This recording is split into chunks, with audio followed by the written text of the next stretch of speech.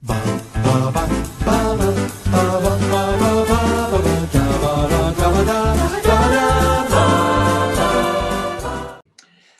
I'm Thomas Carruthers, and we are in... I always forget where we are. We're in Block 8. We've just talked about Peep Show. Do you like Peep Show, Garth? It's okay. I'm not a big fan. It's Will's. That's Will's decision. I haven't watched enough of it to have a strong opinion on it. Like, if I see it on, I'll watch. I've seen a lot of the end of episodes. Yeah. I've never seen. I think it's the name. It's a bad name. Yeah, Peep. Yeah, it is a weird name. I should introduce you probably before I ask you questions. Garth, you are a return guest. You were on to talk about your favourite film of all time, which I believe still is your favourite. I think that's undisputed. Oh, Tom, I've grown. It's all changed. Okay. Yeah, it's changed. Okay, you've got now a bit of a toss-up, to be honest. You've got a minute on. You've got a minute on that. Well, so have you seen City of God? Yes, I have seen City of God. It's almost. No, I think I prefer it. I think it's better. I really do. That's a big shout.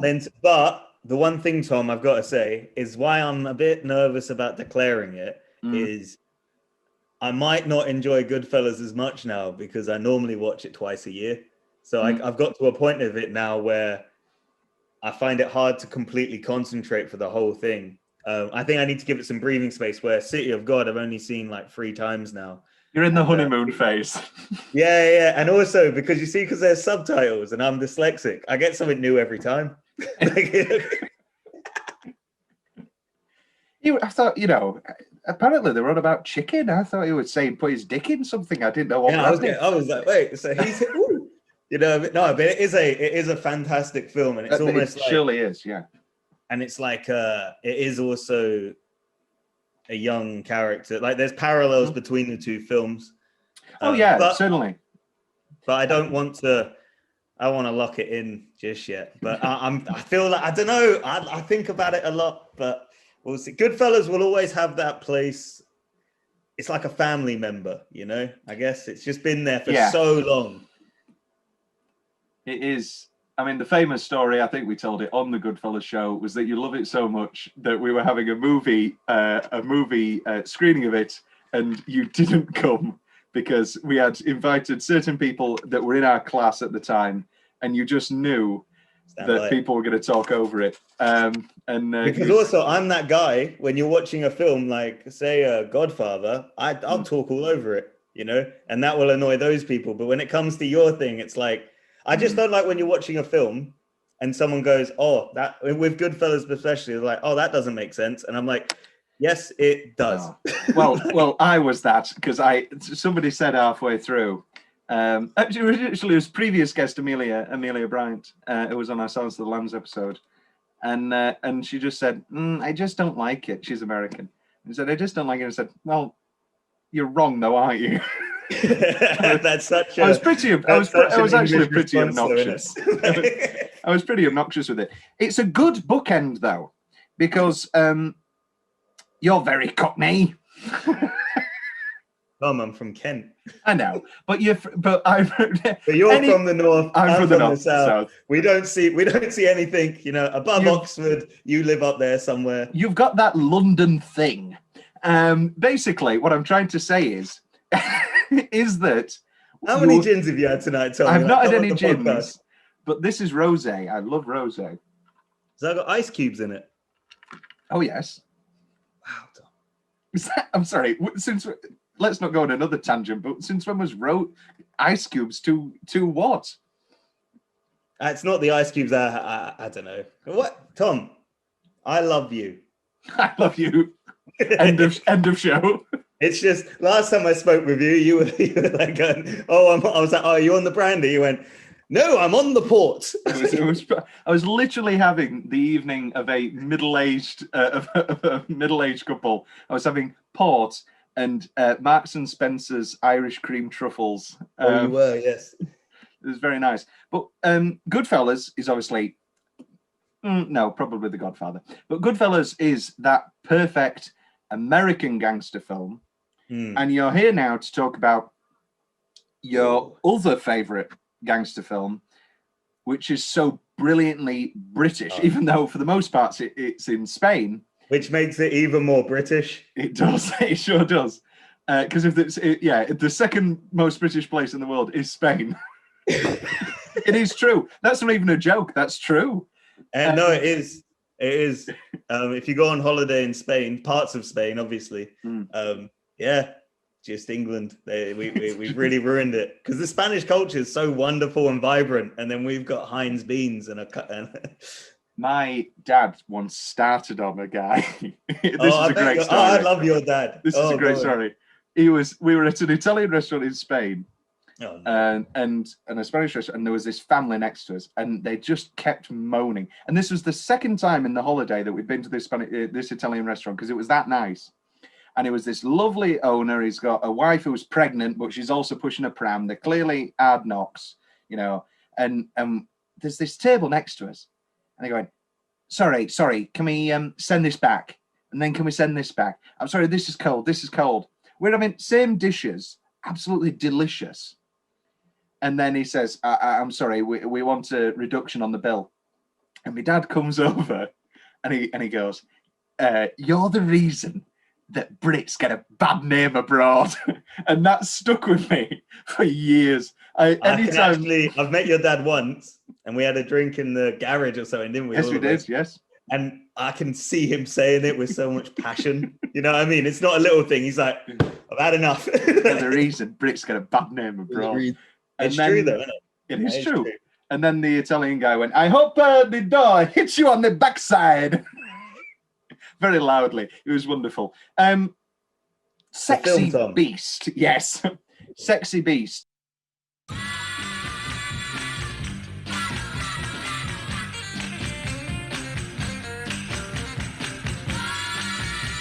One man's castle. One man's woman. One man's heaven is another man's reason to raise hell.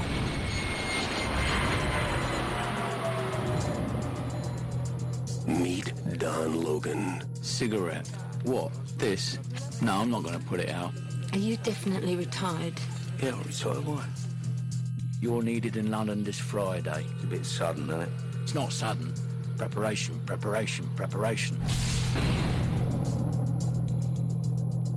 Just say my name for me. Cow. When I think of all the birds you could have had, you had to pick a dirty DD. For me, this is probably my favourite of that British gangster genre. It is its own. It is kind of its own because you couldn't. It is its own like subgenre of British film, I think. You know, because you wouldn't want it. You couldn't compare Sexy Beast to something like This Is England, you know, or like Dead Man's Shoes. You couldn't compare those. So you couldn't, but I actually was going to later. Love her with all my heart.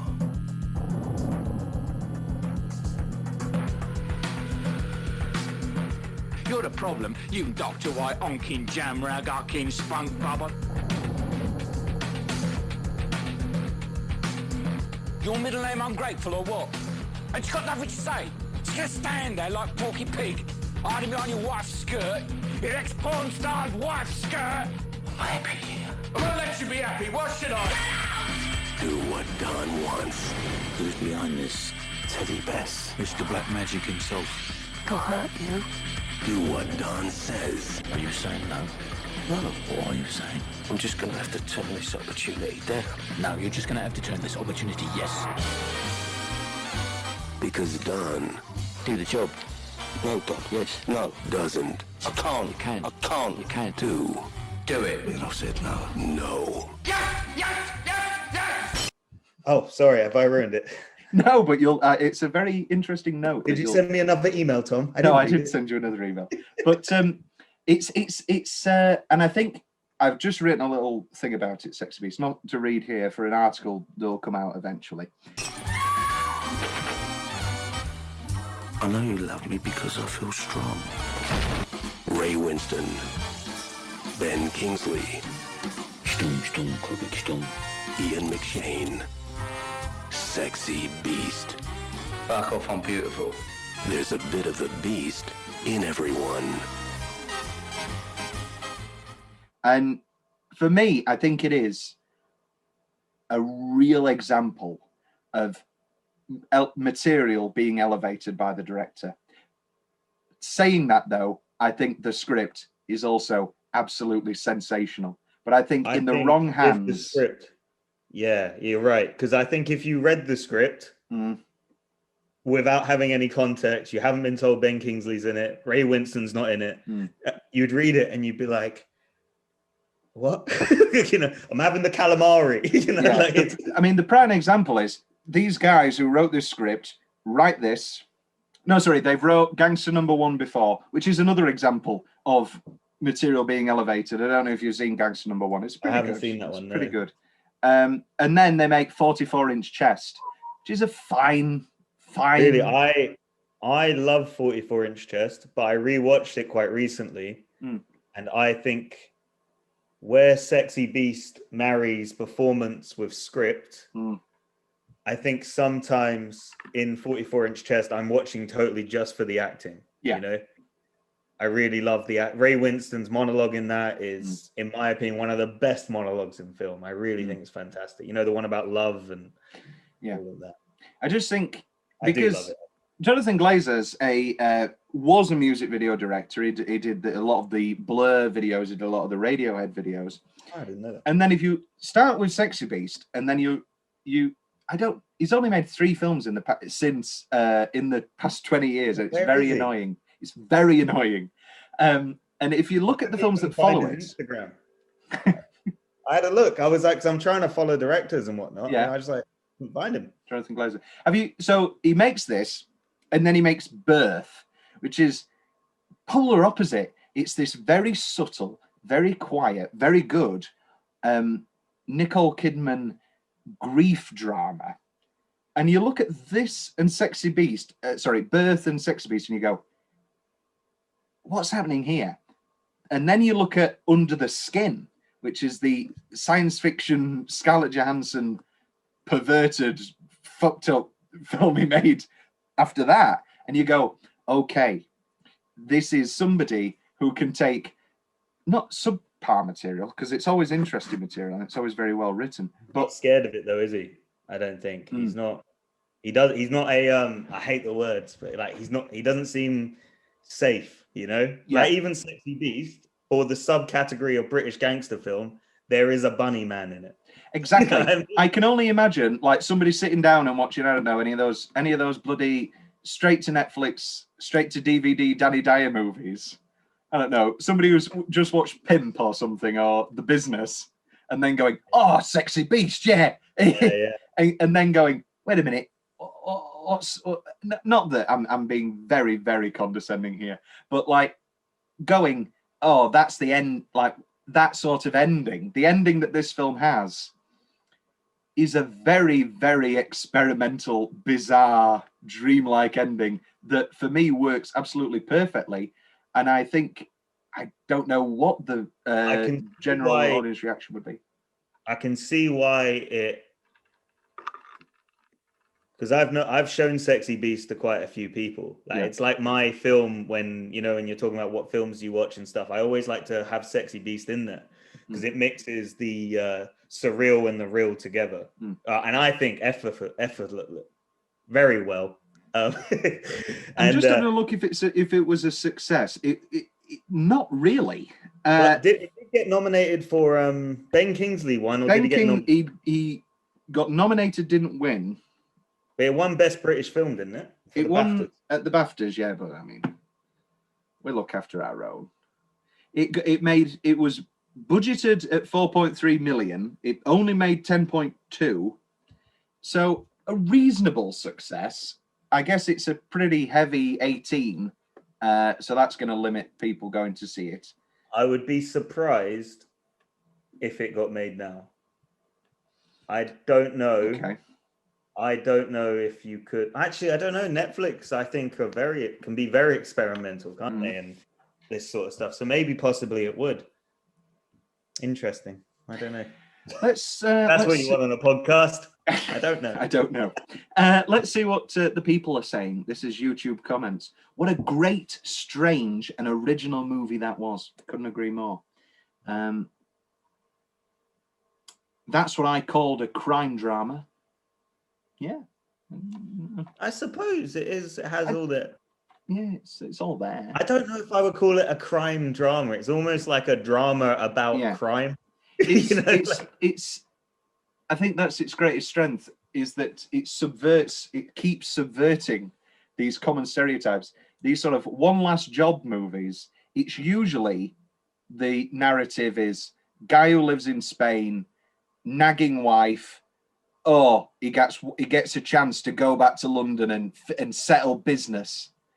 And he's like, no, I don't want that. I want to stay in Spain. Please, God, don't. He even says in it, doesn't he? Don Logan, Ben Kingsley goes to him and goes, "Are you happy here?" And Ray Winston says, "Yes, very." And in that just one line, you know exactly that he loves it. And I don't blame him. The way that Jonathan Glazer, the director, and the dialogue and the performances glamorize Spain in that first hour, that hard cut to the Grosvenor Hotel and the rain is just brutal. And it just reminds you how shit England can be at times. Isn't it? And we're in February now, and you're just there. And you know when you walk outside and you're just like, why am I here? We've got a hot tub. Country that happens. We've got a hot tub now. We've wanted a hot tub we've wanted a hot tub for years, but every time it's like we weigh up the money and we go, no, we'd rather put that towards a holiday. We're in the middle of the third lockdown. For those of you who are listening, there's no possibility. The eighth, aren't they? They're like, the third, easy peasy. And. Yeah, little do they know. I remember the night of just before we left home from uni that first time round, and we were having a conversation about it all. And I said, if this is a scene in a film, and it plays two ways. Either people are laughing at us because they're going, oh wow, they have no idea what's coming, or people are laughing at us because we're talking about it as if it's going to be an apocalypse and nothing really happened. It's somewhere in the middle, but it's... I'll tell you what, Tom, here's a question for you, a little off topic. Who would, if there was going to be a director, say we're living in a film right now, and it started from the, say, end of March, right, up till now, who's the director? Because I tell you what, I don't like this film. I don't like them. They gave us the hope, didn't they? They gave us the pubs back and they took them away. That was the second act twist. It was like, oh, there's hope. That was the beginning of the second act. We are still in it. You think you're watching a film and then it turns out to be a 10-episode miniseries. YouTube comments. I watched this movie at the cinemas, stoned off my scone after we had a Dutch oven in the car park of the mall. That rabbit with the Uzi scared the shit out of me. Oh my God, imagine. That would be a... Yeah, it's a sober film. It's a film to watch sober, you know. Don't agree with this. Brian J. Carnival. Not 5-star material, but easily a solid 4. Great storyline here with an interesting cast of characters. Is that the end? That's the end. You know, that frustrates me, right, with reviews sometimes, is they go 4 stars, it wasn't that great, and then they say everything they loved, but they don't say, but it was missing this. You know what I mean? He went, 4 star, not a 5, but fantastic. And you're like, well, it's one or the other. This really annoys me. There are 2 things that annoy me more in the world. Is there's, people, full stop, and they go, oh, you know, it really annoys me when you do, when you're like condescending. And then I'll go, oh, right, like, give me an example. And they go, no. I go, sorry, what? And they go, no, I don't know. This is a very true experience. That's why. Yeah, Tom, I feel like we're a little bit too close to the bone here. It's cheaper than therapy. Sir Ben Kingsley owns, and Martin Valte says, the most useless movie of all time. Terrible take. What a terrible take. The most useless. See, this is also the other thing. I mean, maybe we're looking at this a little bit too much, but like, if you're gonna make a statement like that, like, people put a lot of time and effort and made this film, and you know what I mean? I just don't think that's what pisses me off about the internet a little bit, is just tell me why it's the most useless film of all time, because there are some out there. Yeah, this is true. But as well, famously, you know, you're not going to write. It's just a lot easier to write 5 words than 500. Look at your fucking suntan, like leather. Like a leather man, your skin. You can make a fucking suitcase out of you, old all.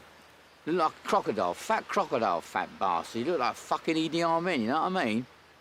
State of you. Should be ashamed of yourself. Friday, the Grosvenor, you'll be there. I won't. You will, I told Ted you're doing it, don't you show me up. No, I won't be there. You will, you're Mr. Roundtree. No, Don. Yes, Roundtree. No. Yes, Grosvenor. No, Don. Friday. I won't be there. You will. No, Don. Yes, yes, yes, yes, yes. Problem? Fucking problem? No, mate, no. No fucking problem with the plane, cunt. Fucking plane was fine. Fucking plane was all right. Fucking plane was perfect. It's you. You're the problem. You're the fucking problem. You fucking Dr. White, onkin jamrag, arkin spunk bubble. I'm telling you, H, you keep looking at me, I'm going to put you in the fucking ground. I promise you. Let's get into the body of the film. Right. Let's talk about 10-minute stretch. I'm going to give you my 4 nominations, and then we'll see if I've missed anything out. Don arriving. Yeah, it's solid, isn't it? That meeting Ben Kingsley as Don Logan, one of the all-time villains in my eyes, and one of the all-time, you know, show up for a bit and just steal the movie performances. Completely. And just absolutely terrifying. And he doesn't care. And also his scariness differs scene to scene. Mm-hmm. Sometimes he'll fucking wake up in the middle of the night and just in the middle of the morning and just kick you and punch you in the face. And then somehow that is just as scary as H later talking, and he's like, oh, and the steak was too big. That bit, I was gonna say that bit. And he just cuts him off and goes, how are you, Jackie? He just... You know, actually, also back just while we're talking about Ben Kingsley's performance, the reason why, because I love it, Tom, and I always have. I remember when I first watched it years ago, and me and my friend Jacob, we still quote it together. We still quote it together now, and the reason why is because the character has an objective. You know, he's not just there to be bad; he's in love. You know, and he that's why he rings Jackie, and then he goes there. He has a reason to be there that he's not comfortable with. Yeah. So for me, all the anger and violence, it's justified in the character. Yeah. And I think that's why he's so fantastic. And also, I think, you know, I think he's a bit disillusioned with his relationship with Gal. Ray Winston's character. I think he goes there, you know, he has that whole thing in the car when he's talking about, you know, I think it's the car or the beach. And he's like, no, people ask about you all the time and you haven't asked about anybody. I think Ben Kingsley's going there. I don't know how they left things, but I think he's going there expecting, come here, Don. You know, it's that typical thing of these sorts of personalities. This obviously takes it to the psychotic, violent extreme. But these sort of, you know, people that you can't stand, but they're always around, and they think everybody loves me. I'm the life of the party or whatever. And he also has that line, because I watched some stuff with Ben Kingsley talking about the character. It's so funny when you watch an interview with Ben Kingsley. Yeah, it's imagine a double bill. He's an old school actor, you know. He's really double billing this with Gandhi. I mean, you can't even imagine it. And he said the most important line for him was the part where Don says, why should you be happy? Or he's like, I won't let you be happy. Why should you be? And it's almost like he gets there and he's like jealous as well. And he wants this wife and he wants this life, but he's a nut job. And he's obviously talks to himself, doesn't he? It's like there's hints of schizophrenia and and then the way that he goes about trying to get Gal to do the job isn't telling him how great things are back in London and how good this job is. He immediately realizes he's getting nowhere. So he's like, what the fuck are you doing here? Your wife's a porn star. You know, you've got a terrible life. What are you doing? And at every turn, Ray Winston just gives him the bit where he's looking out the window and he goes, I love her. I really love her. Yeah.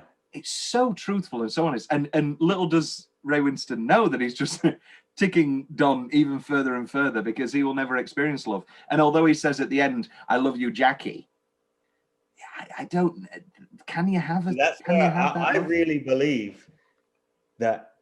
I don't think he's in love with Jackie, but I think he calls Jackie to tell Ray Winston's character. So he obviously wants to be there. And then in the bar, he's like, oh, I fucked her, all of this stuff.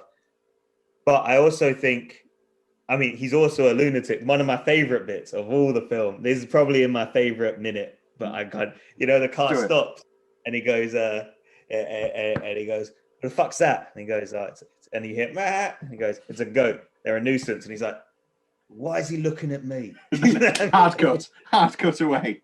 Very good, yeah. But I'm trying to work, because the film's full of symbolism, I think, and there's loads you can look in. I can't work out what that bit means. I really can't. Well, I think it's just a rabbit. It just keeps leaning into this predator hunted thing. Oh, I suppose. Yeah. We have this repeated imagery of this distorted, disturbed rabbit. And they try and kill one at the beginning. They try to kill one at the beginning. They're the predators. They're in the safe place. They've got the gun. Then in his dreams, the rabbit's coming for him. Obviously, a bit of a metaphor for in a minute, in 10 minutes or whatever, Don's going to be here. And now he's the hunted.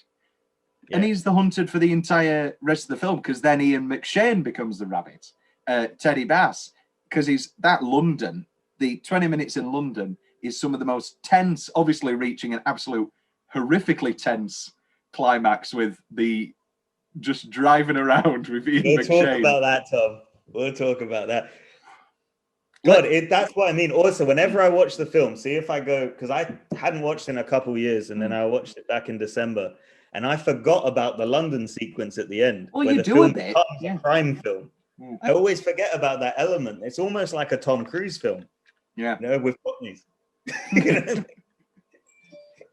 Imagine Tom Cruise as a Cockney. I can imagine him as an Irishman. Have you seen Far and Away, where he does a okay accent? You know how old Tom Cruise is now? I don't know the age, but he's getting on now. And I'm gonna Google it now. I'm gonna say he's 60. You're saying 60. I'm gonna say 55. Tom Cruise is 58. Bloody hell! And he's been acting since he was I'm pretty sure he was in films when he was a teenager. Yeah. Risky Business. Love Risky Business. But he is not in Sexy Beast, Tom. He's not in Sexy Beast. Who would he play in Sexy Beast? Unfortunately, he would take Don Logan, wouldn't he? Well, it depends, because he's very good in Rain Man as the subtle second guy. Depends what mood he's in, whether he's trying to get... you know what I don't like about Tom Cruise now? And I love Tom Cruise, and I love the Mission Impossible movies. I don't like that he's given up trying to get his Oscar.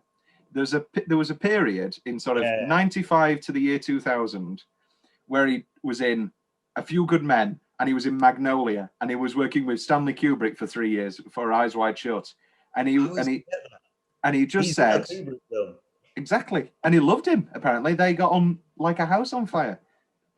And he just said, I'm going to work with the best directors in the world. And then maybe, try and get me Oscar. And now he's just given up. And it's not that... but Tom, I think he was like, right, I'm just going to get really rich now. Oh, I don't blame him. there's only, I don't, you know, I think there's only one time in one's career. Yeah. I think you can only take out 3 years of your life to do one film once. Once you've done it once, I don't think you're doing it again. And also, it may have ruined your marriage. Where are we, Tom? We're in this 10-minute stretch. Then I've got the death night, as I'll call it, Don coming back. And I'll include, Don coming back, which we then sort of cut to throughout. So it's a sticky 10-minute stretch. Then the heist, just an ingeniously visual heist and very, very well made. And then, as we talk about after the heist, let's move to London now. Let's talk a little bit about London, because there is the fear that. Oh, you're stressed the whole time, Tom, when you're watching. Oh yeah, but I mean, they really built a hero in that film. You know, you want Ray. It's so weird to watch Ray Winston. Like you're like, he's not going to get away with this. Yeah. The whole phone call thing, and you know he's lying. It almost feels like you're lying. You know. And also, it's not, you know, as you know, there is the chance on a first watch he's going to die any minute. There is. It's not like it's a superhero movie and Superman's going to live at the end. Yeah. As much as he's the lead of the film, you know, we're knocking off people left, right, and centre. No one's safe in this film. But there's the fear that you kill Ben Kingsley, who is arguably your ace in the hole, and such an incredible creation, incredibly delivered. And there's a fear that if you kill him off at an hour and you've still got half an hour left, although we get the flashbacks, that you're going to then go off, that you're going to lose something, that it's going to be like, oh, Sexy Beast is that movie with the incredible first hour, and then they do that stuff in London. The fact that you have such an incredibly different and simultaneously brilliant creation, I think Ray Winston is, I think the whole film's underrated. I think within film lovers of this film, we love talking about Ben Kingsley and we love talking about Ray Winston. Never talk about Ray Winston's excellence, and more so Ian McShane. Oh, do you know what it is? What's interesting in the film is it's like the three male characters. You know, you got the really angry one who's like aggressive, and then you've got the like the lead who's fucking scared, but he's going to stand up for himself, and then you got the other one who's very submissive. I think anyone watching it can kind of relate to each part, maybe less Ben Kingsley, but you'd hope. He is fucking nuts. But even, you know, like when he's maybe you want to be sometimes when you're watching Ben Kingsley, you do want to have that kind of I can say what I want. Oh yeah, he's the id, isn't he? He's like we don't want the ramifications, and most people are nicer people. But who wouldn't want to, you know, go to the woman that you love in your mind and say, "Yeah, I love you," and everybody to be, you know, it's the power that that's an interesting thing that I was thinking about. We never find out how powerful he is, but his name's Don Logan, so we instantly go, and we instantly go, okay, he's a Don Logan. And you know, Michael Douglas has talked about many times, the best role that you can have in a film is the role that doesn't show up for 20 minutes, dies in the end, and before he shows up in the first 20 minutes, everybody talks about him. Yeah, the calamari scene. You see Ray Winston probably is maybe some of the best acting in the film. Oh yeah. Is when they say who it is, and it's like a wide shot, and you see everyone's reaction, and Ray Winston's hand goes from gripping to just he almost knows it's not going to go well. And Ben Kingsley's performance lives up to it, and we get all that terror, but we know everything we need to know about Don Logan. Because first off you think, oh right, so H and his wife have had an argument or something, you know, it's a bit shit, you know, he goes to him, leave it at the door. And then it's like, oh no, it's still sticking about. I'll have a brandy. Oh no, I'll have a brandy too. And he's playing all happy families. Come on, let's have a nice night. Let's have a nice night. Yeah. As again, what you're talking about, that sort of, we've all been there. Very relatable. And then Don Logan gets mentioned, and this person who up until this point has been so relaxed, nothing can touch him. A fucking massive boulder can't touch him. And then he's very jovial, and we have that wonderful night slow-mo come normal rate montage of just how happy their Spanish life is, and that wonderful narration talking about how great it is. And then suddenly, wow. All of that charisma, all of that. Yeah. I don't know about you, but when I first watched it a long time ago now, Ray Winston I had only ever seen him as a hard nut. You know, I'd seen him in all these films. So when I was watching Sexy Beast, I was like, right, so he's the alpha, you know? I was like, he's fine. And then when you see the alpha, when you see the silverback fucking shit themselves, you're like, what's coming? You know? Yeah. And it's done so it's just wonderful, isn't it? I just love it, Tom. It's a great I think I was watching it again today and I thought, just great. Why isn't this talked about more? Why isn't this talked about I think it was Total Film that ranked it 15th in their top British films of all time list. But I think I'd like to see that. Yeah, it would be good. What was one? I can't remember. I'm going to give it a quick Google now as I make my point. But no, it's all right. It's an interesting tangent. This is the catch up, aren't we? There is no. Sir, I'm afraid you can't smoke. What? What do you want? Your cigarette. You have to put it out. Cigarette? What? This? No, I'm not going to put it out. You must. What's that? If you don't, we can't take off. Well, that's your problem, isn't it? It's your move. I'm afraid you can't. can't. I'm not going to pull it out. You're just going to have to wait till I've finished it. As simple as that. Why don't you just put the cigarette out? What's that, Sancho? You want me to cut your hands off, use it as an ashtray? Yeah, I'll put it out, providing you're prepared to let me stub it out on your eyeball. I'll put it out. Agreeable? No.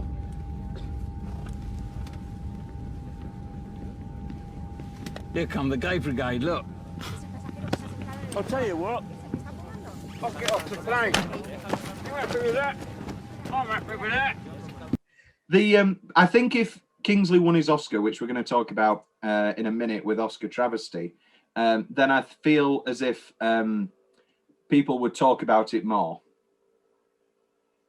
Also, I think it's just I don't know what I actually don't know what films were coming out around that time, but I just feel like maybe it would do better now. Maybe I'm going back on my opinion because it is odd.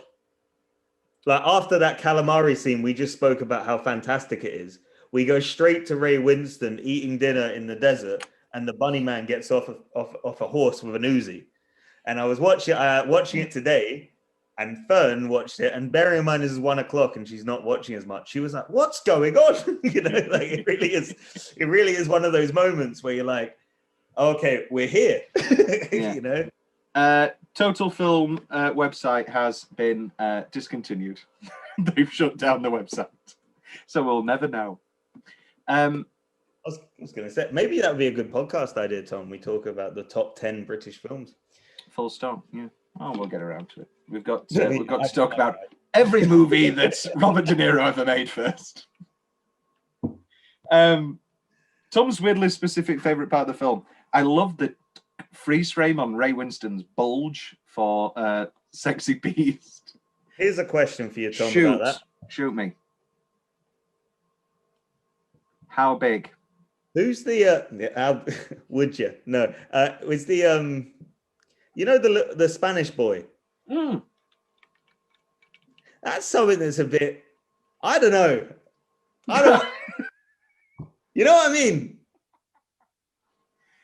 Are you trying to say that Ray Winston I'm not. But like, it's the reason why is because you have the initial scene. He talks to the boy, and then he takes the wet towel and puts it on his bollocks and lays back. Yeah. And you're like, okay, it's the sun, right? But then when Ben Kingsley goes, "There's a boy looking at us." Yeah. There's a really awkward tension just before he says, "Yeah, he works for me," And I don't know if it's fear or misleading, and it never really gets said, but it's an interesting dynamic that I always pick up, and I'm not the only one who does. Well, maybe I'm naive. I just thought he nice working lad. Well, watch it again. It was my friend who brought it up, and they were like, that his response was, "That's a bit fucking weird." He's also from Kent. I don't know. We were talking about the sort of poetry of the script. Idi Amin, you look like Idi Amin, do you know what I mean? Is an incredible sort of. It reminded me a lot. You've seen a bit of Pinter. You're a theatre man yourself. It reminded me a lot of when Harold Pinter, later in his career, in the 80s, was allowed to swear, and he brought the poetry that he did to his earlier works, and he now brought in vulgarity as well. And it reminds me of that. When you watch it, we're gonna sound like people now, but it is very Pinter. You know what I mean? Yeah. Like the way the rhythm of the script and the it's not naturalism at all. No, it's not. Preparation. You know, like it's a real. This is a bloke. What is it? A bloke I know. Yeah, this is a bloke that you know. Like that repetition. Yeah, it's really. It's full of rhythm, and it's so the sort of script actors love. You know. Yeah. Because if me and you did that scene, any of them, it's just so much fun because you're fully bouncing off each other.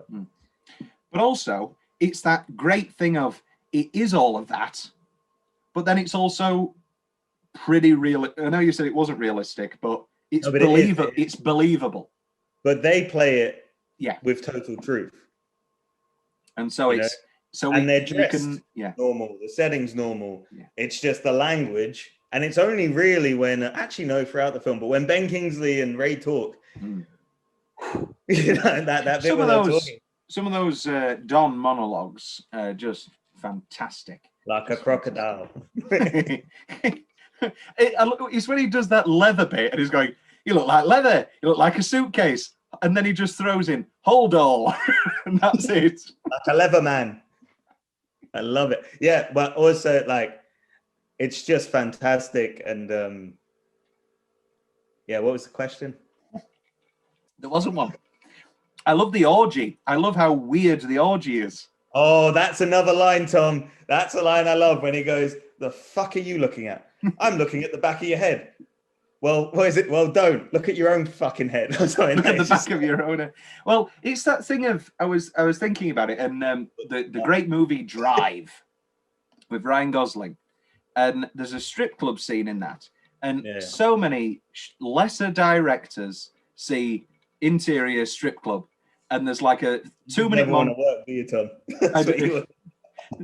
I'm not specifying anybody, and it's like interior strip club, and it's like 2 minutes, and it's like loads of tits, and it's like a bit of dancing, and then it goes to the back room. Drive, there's none of that. It's just hard cut to him in the middle of a hallway, and there's just a topless woman smoking on a break, and it's like, oh, we're in a strip club, and that's reminds me of the way that they do this orgy, is that very Eyes Wide Shutty, it's very sexual and, you know, arses everywhere, wanking, spanking. But it's also so weird, and that they're all watching this, these people having sex that we don't see. We just hear some noises that also are quite violent as well. So it brings in that thing of, oh, these are people with power. They can fuck whoever they want for the price that they want. Yeah. I think also with it, for me, when I watch it, actually, interestingly, is I always felt it was like the aftermath of the orgy. You know what I mean? Like, well, we do get the aftermath, happened, and they're just sitting there, all just a bit like, what just happened? You know? Man, how are you, Teddy? And she just strikes up a conversation. How are you, Teddy? Yeah, I'm fine. It's not for an orgy, Tom. It's not sexy. No, but this is the thing, isn't it? Which is why it's so, because you're not offended or anything. Nothing hits you, so you can still watch the story. I think. And look at the back of your own fucking head. all right. So we're here. I'm going to spend one of my Tom's big questions. Is Ian McShane gay? Is that bit where he's on all fours in the sauna? He's having taken from behind by Banker Man. If you could give me something else he's doing, then I just don't know why there isn't a cut to his face of Banker Man going, ugh. I don't know. Is that what people do? I've never had sex. Yeah, no, it has to be because there's the fucking and then the bank bit, and like they're both playing the same game and not saying it. You know, bloody hell, that's good. Yeah, no, I'm pretty sure they are having intercourse. Whilst we're talking about Ian McShane, I'll let you talk about it because you mentioned, because I think as much as people remember most of the Kingsley stuff, arguably the best moment in the film may very well be the first thing that you mentioned to me when we talked about doing Sexy Beast. My favorite character. I think he's the best character in the film. Yeah. By not see, this just shows how fantastic this film is. Is I argue with myself of who's my favorite character while I watch it. I'm like, oh, I like him. Oh, I like that. I love that. His wife and everyone is everyone's just fucking on it, to be honest. Yeah. But the bit that we're talking about is at the end, and he's got he's stolen earrings, hasn't he? Are they earrings, or it's like a pearl or something? Like a ruby earring, yeah. Presumably for his wife. Yeah, well, or it's just it also was good because it showed you that he's still a criminal. You know, that's why that's so good. Is you think he's a good guy, or you think he's over it, but he's still like, well, I might as well have that. And he goes, "How much did Don say I was going? How much did Don say you were going to get for this?" And he goes, "Well, he didn't." And he goes, "Well, I'm going to give you a tenner." Excellent. I've only got a 20. Have you got change? You're like, oh, God. And it's that nothing needs to be said at all. Yeah. But you have to, if you watch the whole film, that is the perfect. It's almost like the whole film led to that one fucking line, because you know he knows Don Logan's dead. Yeah. How does he get away with it again? What do you mean? Is it because he knows? Oh, we haven't even spoke about the airplane scene. That was my favorite 10 minutes. That is good. Well, we'll get to that. We've got a single minute, don't you worry. No, he doesn't get away with it. He's like, he doesn't finish his sentence, does he? He's like, if I cared, if I gave one solitary fuck about Don Logan, and then it's as if he's about to say something, and then he goes, get the fuck out of the car. And he doesn't even say that. He doesn't even need to say the line of, if I cared about Don, you'd be dead. Because he knows that. He doesn't need to say a word to him. He's in so much conflict, isn't he? He's like, he wants to kill him, I think. I think he wants to, but he also can understand what Don Logan's like. You know? Well, this is the unspoken thing, is that, you know, in a lesser film, I think there'd be a monologue of like, you need to be careful. You've been lucky because I'm smart and you're smart. And we both know that Don was bad. You've done us a favor. Now go back to Spain. Like, there's just a far, far worse version of this film. And I think that's why it works so well. Even when I watch it now, I even though I know what's going to happen, I'm still tense. Oh, yeah, terribly. I'm like, why did you steal the... You know, and then he steals them, and then, because he gets to the party, and he's like, you're not drinking? Like, oh, no. Oh, you've got your case. I'll give you a lift. Okay, he's giving you... I also love that he drops him off at the bus station. Don't they? And he kills someone. He kills the banker, who we now find as... Yeah. Let's move on to Soundtrack Corner. Like a Black Widow. Soundtrack Corner, just for me, again, one of the all-time opening uses of we split it. We do it two ways. We choose best song full stop, as in best song that's on the soundtrack, and best use of a song. And I think this time it may have to be a tie. And I think it's best song full stop is also best use of a song, and it's Peaches by the Stranglers. Perfectly bringing us into... Sorry?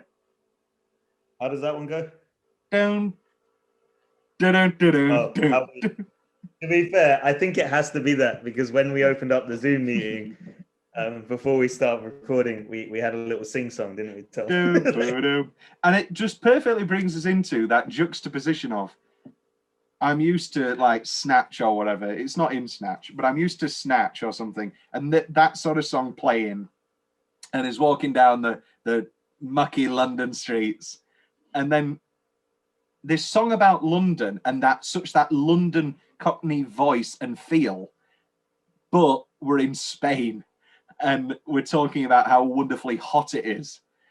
And it works so well. So evocative and brilliant in bringing us into this world. Is burnt into my head of fucking it's Ray a poster. Winton. Yeah, it's fun. It's on the I've got the DVD. Got the Blu-ray. Got your tops. Not ready for Blu-ray. Can't take it. We've been flirting around it a little. Let's talk about Oscar travesty. So it gets one nomination. Tell me when you're going to share your screen. Then I thought someone joined. Is it doing it? Thomas Carruthers has started screen sharing, but hasn't completed it yet, as it seems. Well, there it is. Look at that. I can't see anything, Tom. There you go.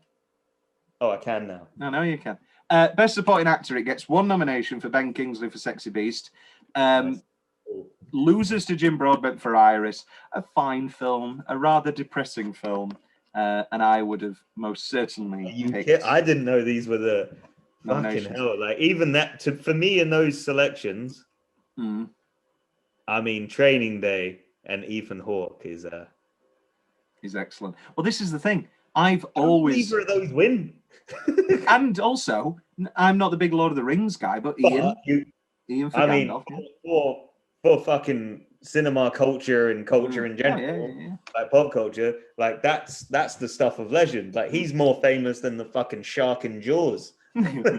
Well, I don't know. But yeah, no. Well, this is the thing. Ethan Hawke is the Tom Cruise of Training Day.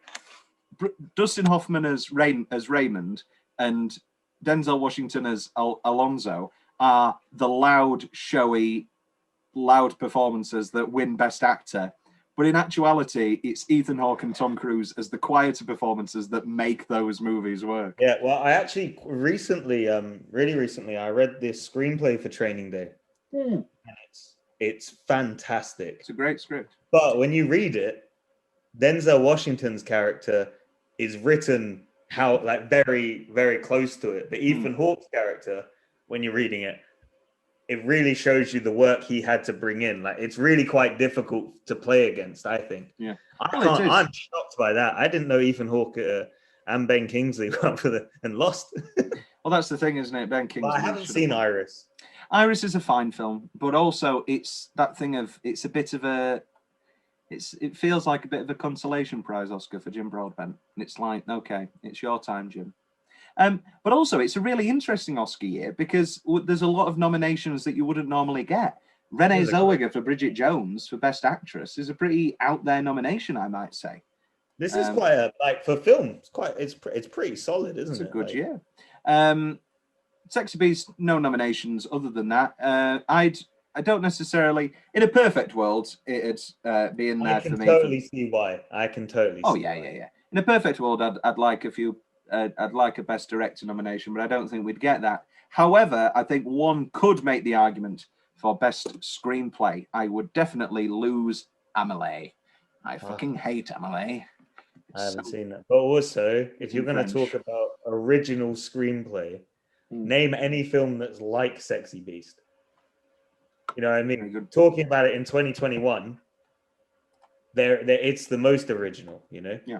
And the parts that it's not original that we've already talked about, the sort of the gangster aesthetic, the one last job thing, it completely is a subversion of all that. And every time you think it's getting into a rhythm, gone out of there.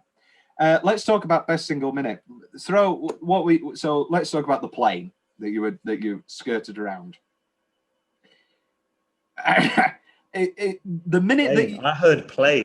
Sorry, it glitched, and I heard, let's talk about the play. And I was like, there was a play. I was actually thinking, it's a little bit harder when you end up in London, but Yeah, I would, theatre, innit? I would gladly watch the National. Nah, it'd be Royal Court. That's a Royal Court play, that, isn't it?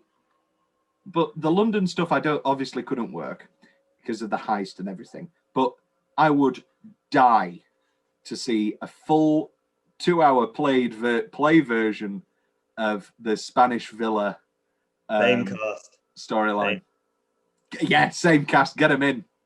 We should write something. You know, we've been saying we're going to write something together. We should just be inspired by Sexy Beast and just see what comes up. What I'm talking on the aeroplane where he lights a cigarette. Oh yeah. But then he also shows his manipulative side where he fucking just turns to, Ben Kingsley's character, Don Logan, shows how intelligent he is, which also makes, for me, even scarier. Oh, yeah. You know? This phone call he made from me, Fro. Tell me what he said again. Who done? I told you.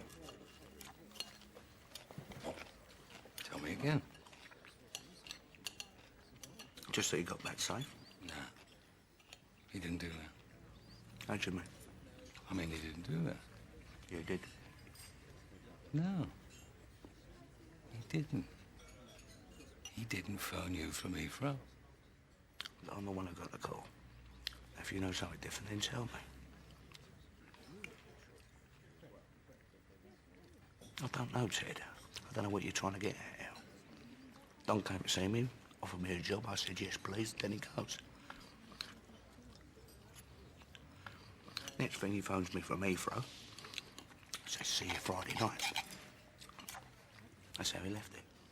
But he didn't phone you from Heathrow. Oh, he didn't fucking phone me from Heathrow, but he phoned me.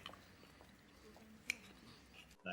Because there's a line in Girl with the Dragon Tattoo, and she's on about how she got the best of her abusive father.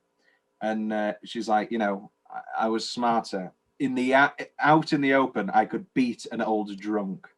And when it comes to scary people, scariness on multiple levels is the most scary thing.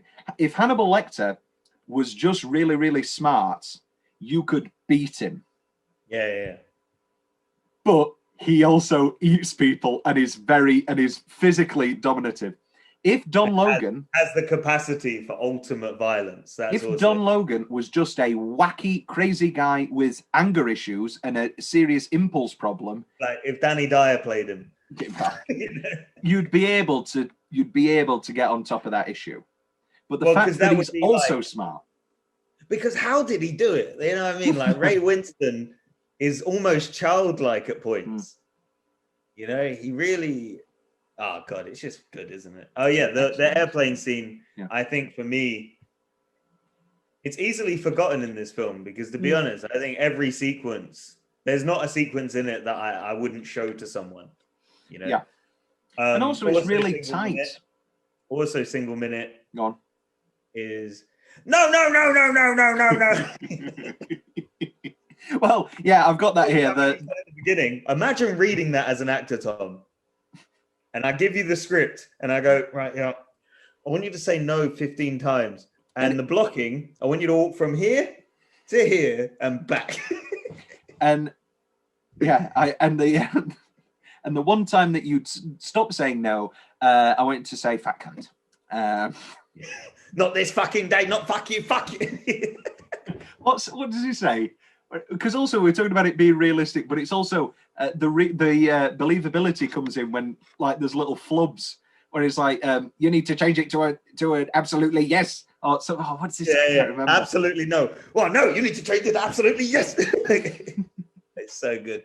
Honestly, I could I think the film it's got to be one of the most quotable films. Garth, I don't know whether you've done it intentionally or not, but this does lead us into best line.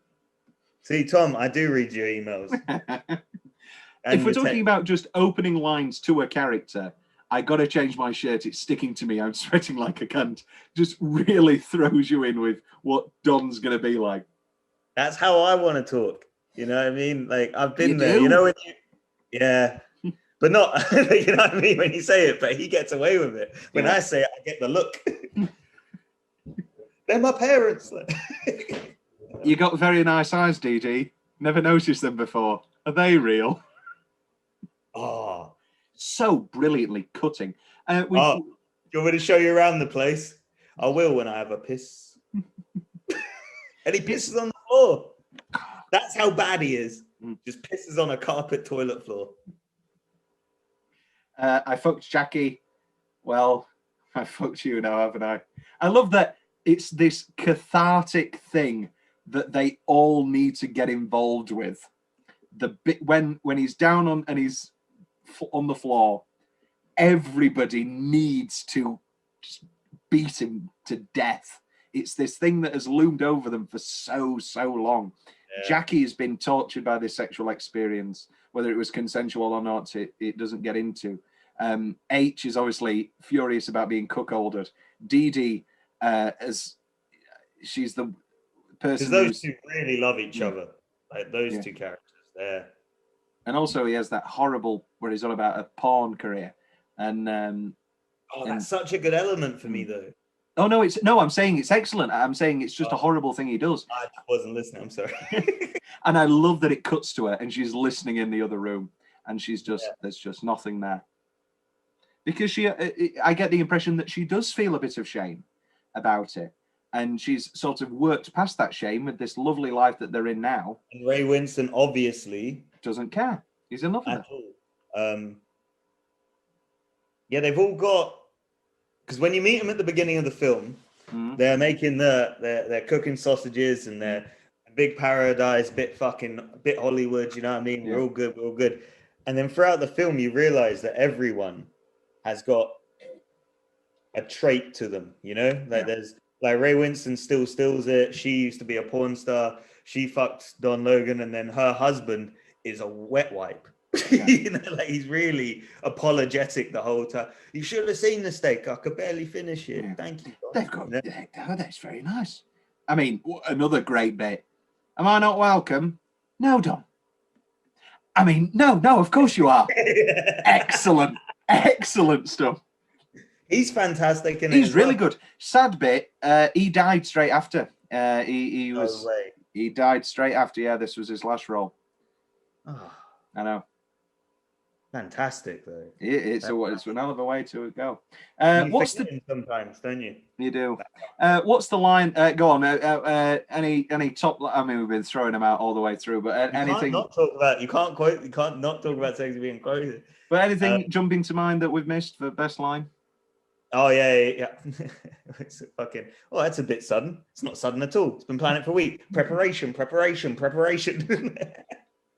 I think I said it earlier, but like that bit, I love. No. When he goes, a really good line from Ray Winston. He goes, "She's got lovely tits," and he goes, "Yeah, she's lovely." You know, she's like, he's just trying to avoid any conversation. I don't know about you, Tom, but I've been in a similar conversation before. You know, when someone says something and you're just like, I am not getting involved. You know? No, she's a great laugh. All right. Fantastic. Great scene. Because he just cannot beat. Well, he does it to get away from the conversation about getting on the job. He's like, do you want a drink? Show you around the town? Grabs his keys, gets out. I'm not fast either way. And he's just like, get me there, get me to the bar, and I can just let him rant on and I can have a pint and just get us somewhere else. God damn it. To be honest, Tom, I couldn't give you a favorite quote. Oh, you don't have to. What's the change?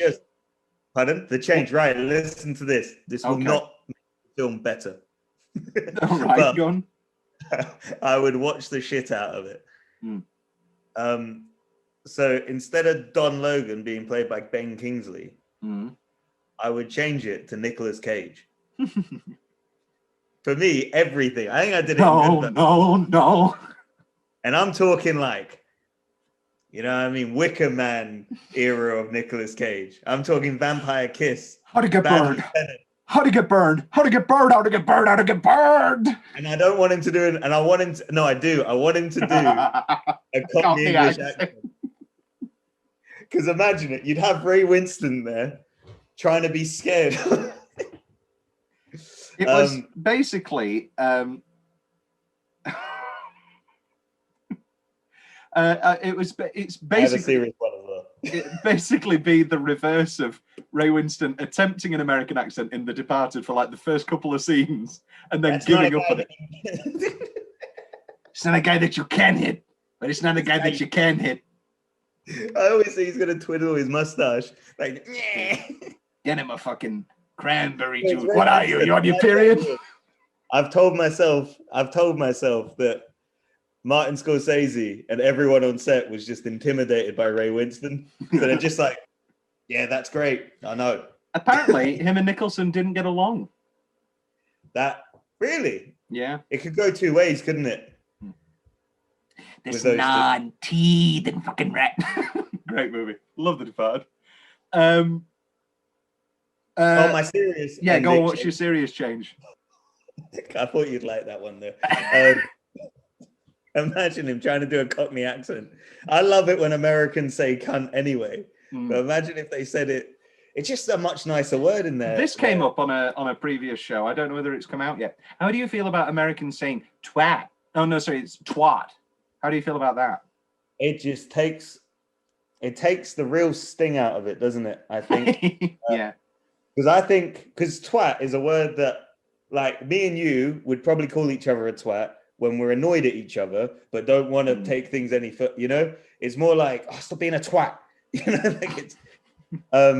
But when Americans say it, I'm almost like, I just think we're better at swearing. I do. Yeah. I mean, there's a song that in Chicago that's cut from the film because there's too much swearing in it. And in that, they make a rhyme out of it's every girl is a squat and every girl is a twat. And it's just like, oh, you've really taken every sting out of it. You've put it into a song. It kind of feels like they don't know what they're saying. You know, it's not said with the right venom. You know what I mean? Like, you know, I'm gonna it's hit like mine they use the word fanny, don't they, for their bum? And Fanny when I first heard that in Malcolm in the Middle, I remember being like, Mom! The serious change would be, I think this would be an interesting, I love the ending, but imagine if he gets out the car, he goes home, and then we have a scene much like the beginning. The pool's been refilled. It's a different color. Everyone's having hot dogs. And then the phone rings and he answers it. And on the other side of the phone, the guy goes, you've got my fucking earrings. You know what I mean? Or something like that. Something like that. And then he goes and the film cuts. Or like, what about them earrings then? Like something like that. Or I've got a job. It's a bit, I like how it ends, but if I was going to change it, it would be interesting to see them not go off into paradise and like. Yeah, I think he deserves I think how they ended it was right. But if I was going to do a serious change, I was like, that would be it. I thought of one today that was terrible. Did you ever have them when you think of something and you go, oh yeah, maybe. And then you say, I was like, well, what if the bank exploded? Like they're in there and just everyone dies. Well, I was very worried for Ray because I kept thinking, wait, once they go through, the air suction's gonna and he's gonna be really struggling for a minute there, and he does struggle. I've got mine are really picnicky. I don't like the cigar smoke love heart. I think that's a bit kitschy. Beer in a wine glass, but that's just me being funny, I guess. And the bad CGI on the tunneling down. I love the final coffin reveal, but the CGI to get there is a bit dated. What are you talking about, Tom? Final bit when they and then he's down there. Right. It's just a bit shitty CGI, but they are literally the smallest changes. I'm with you. I'm totally with you with the cigar. Yeah, it's just a bit much. It's just too much. I think it's because they dance the fine line of like this fucking crazy world and then the real world. And the reason that didn't fit is normally there's a really obvious cut between the two worlds until the end. But yeah, it's not. No. Anything left from your notes? I wrote notes. Something I loved noticing. Jackie never looks Don in the eyes. Such brilliant, subtle work. And I don't know whether it's true. I may watch it again and go, oh no, she's looking at him there. But for most scenes. Hello, Don. Hi. Actually, you read the quote wrong, Tom. She never stops looking in his eyes. Let's talk about a few fun facts about this film. Reportedly, the other actors were so stunned by Ben Kingsley's performance that they occasionally forgot their lines, and much of the fear in their performances wasn't difficult to act. I mean, that's a nice pull quote, I don't know. So Ben Kingsley claims the character of Don Logan is largely based on his grandmother. Right. Deal with that information how you will. You know when you get told something and you instantly just want to say bollocks, but you've got nothing on the subject, nothing about it, but you just instantly want to be like, that's bollocks. But in my watching the videos with Ben Kingsley and the way he talks about acting, like he's part of the old school, and he's very much, this is a craft, and this is probably why it's so fucking good though, isn't it? Like, yeah, that's the thing. Ray Winston traveled to Spain 2 weeks before filming commenced to get as deep a tan as he could and to eat as much as he could to bulk up considerably. I love it. Yeah, I'll do the film, mate, but I'm a method actor. Are you, Ray? Yeah. I'm gonna have to go to Spain. And then he called it the best. He called it the best rehearsal time I've ever had in my life. No shit. Oh, I bet. Imagine how fun it was. Apparently, I watched. I think it was on my DVD. The behind the scenes. Ray Winston was talking about a story about Ben Kingsley, and Ben Kingsley came to the shoot later, obviously, because I think they probably filmed in sequence until Ben Kingsley got there. Apparently he showed up in character, but it was like a meet and greet type thing. And Ray Winston didn't like him. He didn't like Ben Kingsley because and Ben Kingsley was being this method actor. Yeah. So he just fucked off. He left. Like he just left the party so he could have to deal with him. And to be honest, I think me and you would do the exact same thing. Imagine an actor shows up, you're like, oh, you're right, mate, I can't wait to work with you. And he's like, what? I am Gandhi. What are you talking about? It's Sexy Beast, Ben. What are you doing? It's the wrong role. I thought I'd mix them. Fellow thespian Anthony Hopkins sent a fan letter to Ben Kingsley after viewing the film. Even though it wasn't scripted, Ben Kingsley thought deeply about his character and felt that it all came from him being abused as a child. Yeah, and that's why he says that line, why are you happy, why should I be? All that stuff. Yeah, it's very good. I read that one. Where's the grandmother then? I have no idea. I've no idea. If I ever meet him, I'm just going to say that one. Yeah. What's this about your grandma then? She mental. Tom's big question. Just how great Spain is. Let's be pedantic. Who's better, Kingsley or McShane?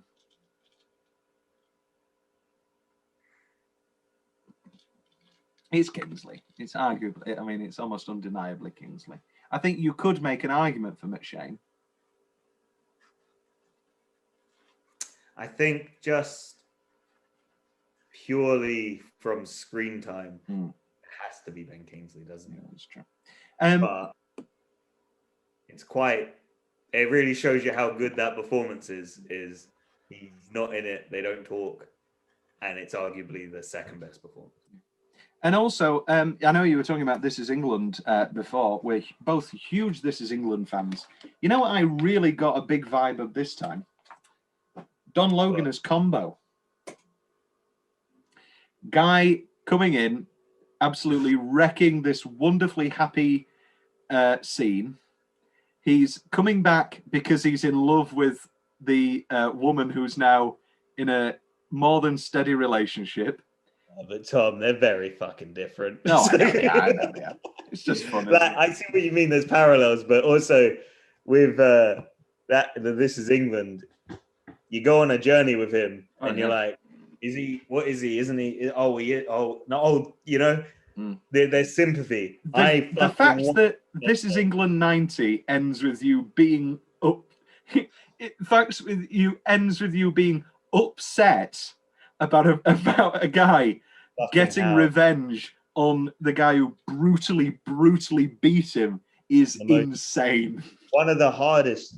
This Is England and the series have two of the hardest scenes I find watching, and it's when he's punching up Milky. It's Milky, right? Yeah, Milky. Yeah. Yeah. And then the rape scene in, I don't know what season it is of This Is England. 86. It kicks it all off because they're doing it's the 86 World Cup, isn't it? Yeah, with the hammer comes in and Fucking that's. hell. I've only ever watched it once, and it was one of those things. What This Is England does is, I mean, they're so different, aren't they? Have you done This Is England yet? No, we'll have you back on for This Is England. We'll do that next. Love This Is England. Love them. You were rather surprised when you said you were quite surprised when you found out I liked This Is England. I am still suspicious. You think it's all fake? I just like This Is England. I don't know what it is about Southern people, about Northern people, but Southern people all think that Northern people are pretentious and like Ponzi, and then Northern people all think Southern people are. I guess there's pretentious people all over. Like we say it about Northerners, but when you go up there, you're like, okay, it's probably better. You know, but then you come back to the South and you're like, yeah, but we've got London. Look at us. You don't even have that anymore. Ha! Got nothing, mate. I've got nothing left. Garth, any final thoughts? Bloody hell. Any final thoughts on Sexy Beast?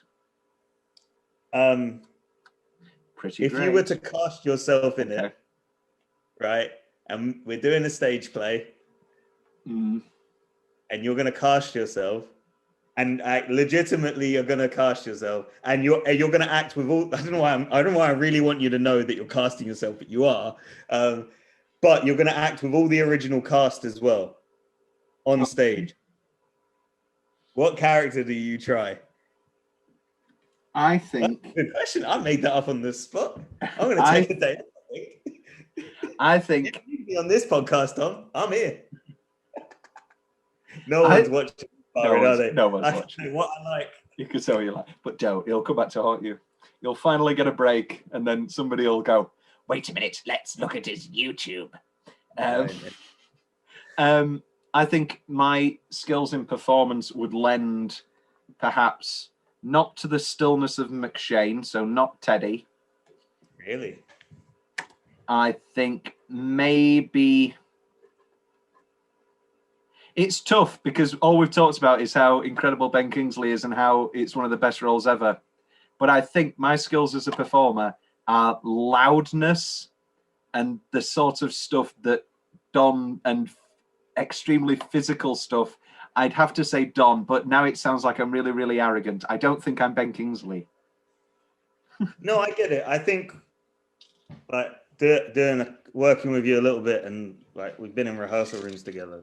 Like you have zero self-confidence issues when it comes to acting. Like, yeah, but that doesn't come from a place of arrogance. It comes from a place of just not caring.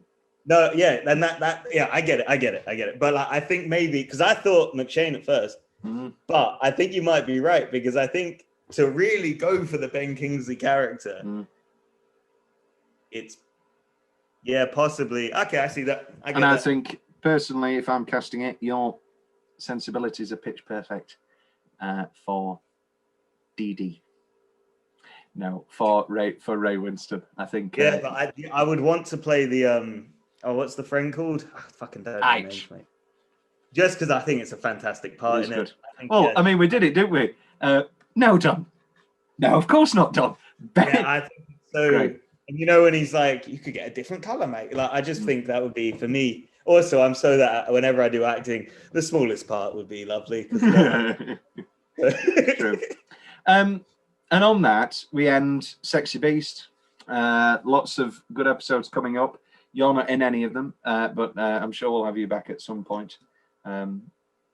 Sexy Beast, excellent. See if you get more views on this one, right? No. Can you pay me for the next one? Pay you? Bloody hell! You can. You know what? Have we decided on a cost? I think I'll give you a tenner. Dabba dabba dabba da da ba ba ba ba ba ba ba ba ba.